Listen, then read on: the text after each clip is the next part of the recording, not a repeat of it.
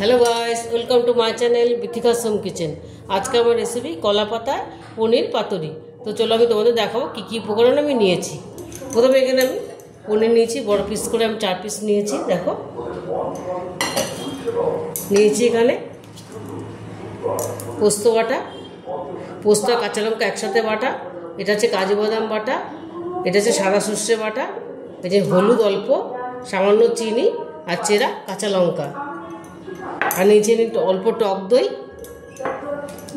গোলমরিচ গুঁড়ো আর সর্ষের তেল। আর নিচে এখানে আমি কলা পাতা। দেখো কলা পাতাটাকে আমি ভালো করে ধুয়ে পরিষ্কার করে গ্যাসের ওভেনে ছেঁকে রেখেছি। দেখো কলা পাতাটা যেন নরম হয়ে গেছে, ফাটবে না, এটা মুড়তে গেলে ফাটবে না। আর এখানে নিয়েছি কলার সাইডের ইসে থেকে আমি চিড়ে চিড়ে নিয়েছি, এটা দিয়ে আমি বাঁধবো। তো চলো এবার আমি শুরু করব। প্রথমে আমি সবগুলো একসাথে মিক্স করে নেব। প্রথমে পোস্ত আর কাঁচা লঙ্কাটা দিয়ে নেব,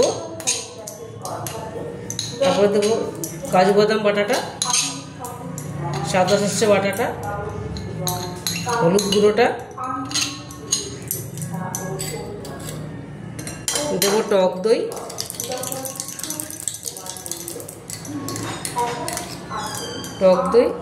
দেবো সামান্য নুন, পরিমাণ মতো নুন দেবো অল্প গোলমরিচটা দিলে টেস্ট আসবে, আর দেবো সর্ষের তেল।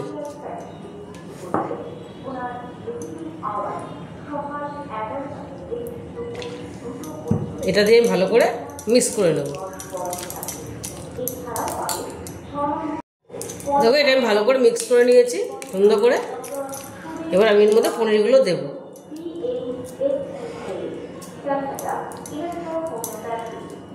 তোমরা যদি বেশি করো তাহলে বেশি পরিমাণে সব কিছু নেবে, আমি কম নিয়েছি।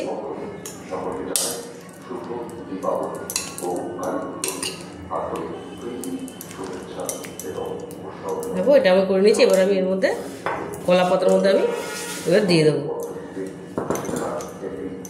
প্রথমে আমি 4টে আমি একসাথে করে নেবো, তোমরা ইচ্ছে করলে আলাদা আলাদা করতে পারো। আমি একসাথে 4টেই দিয়ে দেবো।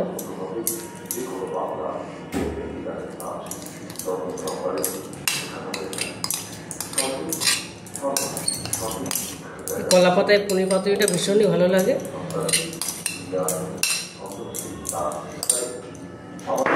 দিয়ে দেবো কাঁচা লঙ্কাটা, চেরা কাঁচা লঙ্কাটা, এটা দিলে আরও ভালো লাগবে যারা একটু ঝাল ঝাল পছন্দ করো।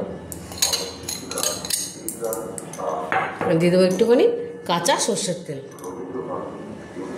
গন্ধটা আরও বেশি ভালো আসবে। এবার এটা আমি মুড়ে নেব। দেখো এটা আবার আমি বাঁধবো, এরকম করে দেবো। কলা পাতার ওটা ছোটো হয়ে গেছে, বড় পাতাটা দেবো।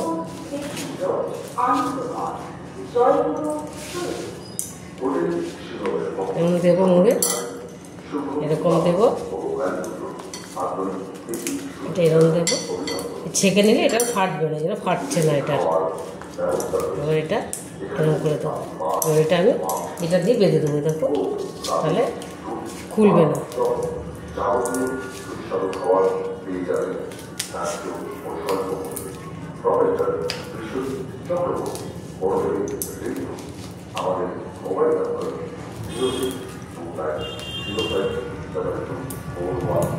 তোমরা সুতো দিয়েও বাঁধতে পারো। এবার আমি এই পাশ দিয়ে একটা বেঁধে দেবো, বড়োটা নেব।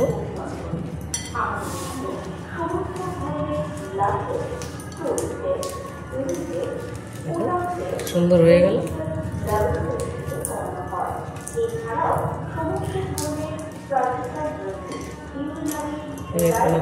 আমি আরেকটা বেঁধে দেবো।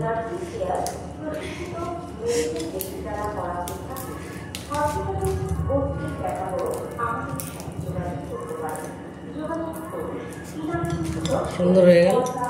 এবার এটা বেরোবে না। দেখো এবার এটা আমি ভাপিয়ে নেব। দেখো আমি গরম জলটা বসিয়ে দিয়েছিলাম, এটা আমার দেখো ফুটে গেছে জলটা। এবার আমি এটা নেটটা বসিয়ে দেবো, এরকম একটা নেট বসিয়ে দেবো। আমার যেহেতু কম এই জন্য আমার এটাতেই হয়ে যাবে। এবার আমি এটা দিয়ে দেবো,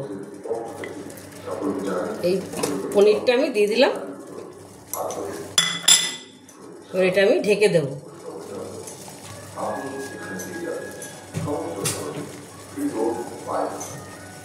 দেখো এটা আমি এবার একটা থালা দিয়ে ঢেকে দেবো।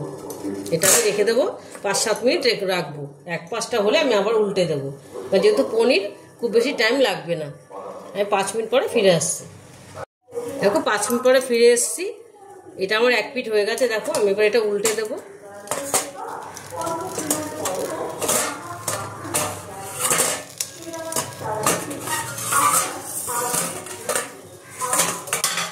দেখো এটা আমি আরেকবার উল্টে দেবো। উল্টে দিয়ে আমি আরও 5 মিনিট এটা রেখে দেবো। আবার ঢেকে দিলাম, আবার 5 মিনিট আরও রাখবো আমি, তাহলে আমার এটা হয়ে যাবে। দেখো এই পিঠটা আমার আর 5 মিনিট হয়ে গেছে। এটা আমি এবার নামিয়ে নেব। এটা আমি এবার এরকম নামিয়ে নেব।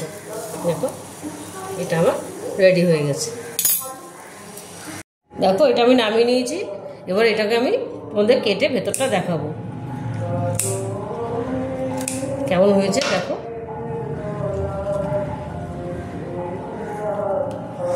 দেখো কি সুন্দর হয়েছে, দারুণ একটা গন্ধ বেরিয়েছে। দেখো দারুণ হয়েছে। দেখো পুরো একদম পনিরটা দেখো একদম পুরো সেদ্ধ হয়ে গেছে।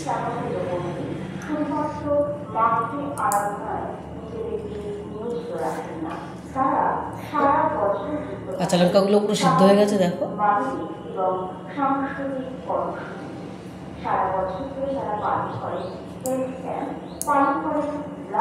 দেখো এটা আমি কত সহজে বানিয়ে ফেললাম পনিরের এই কলা পাতা পাতুরিটা।